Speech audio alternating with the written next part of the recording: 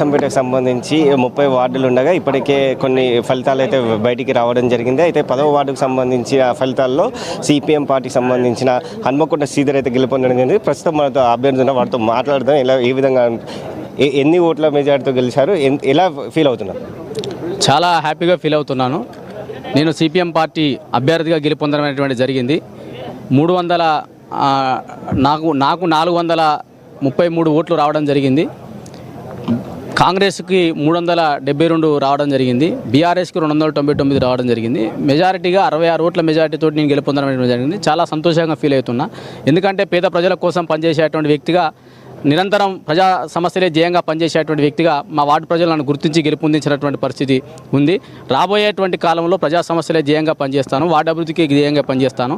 నేను గెలుపొందినటువంటి నా గెలుపు అనేటువంటిది నా వార్డు ప్రజలకు అంకితం. ఎందుకనంటే స్థానికుణ్ణి, బలహీనుణ్ణి, కానీ బలవంతుల మీద నన్ను గెలిపించినటువంటి పరిస్థితి వార్డులో జరిగింది.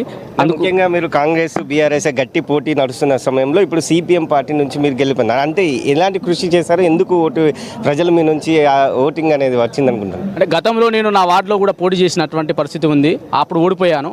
మళ్ళీ ఓడిపోయిన తర్వాత కూడా 5 సంవత్సరాల కాలంలో ప్రజల కోసం పనిచేసి, ప్రజా సమస్యల కోసం పనిచేసిన ప్రతి ఇంటిలో స్థానిక సమస్యలు ఏవైతున్నాయో ఆ సమస్యల కోసం పెన్షన్, రేషన్ కార్డ్, ఇతర ఏ సమస్యలైనా వాళ్ళకి అందుబాటులో ఉండి అందించినటువంటి పరిస్థితి, పనిచేసినటువంటి పరిస్థితి ఉంది.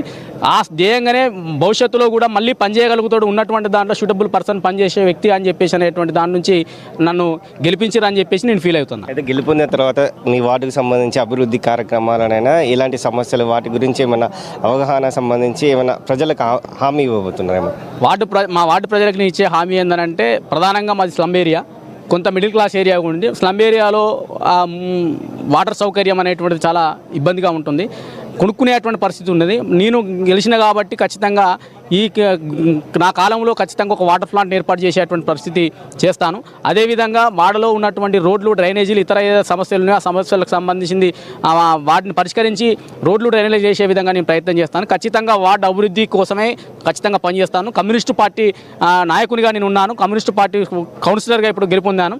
ఖచ్చితంగా కౌన్సిల్లో ప్రజా సమస్యలే ధ్యేయంగా నా వార్డు అభివృద్ధి కోసం ఇతర వార్డులతో పోల్చుకుంటే ఎక్కువగానే వార్డును అభివృద్ధి చేసేటువంటి విధంగా నేను ప్రయత్నం చేస్తాను.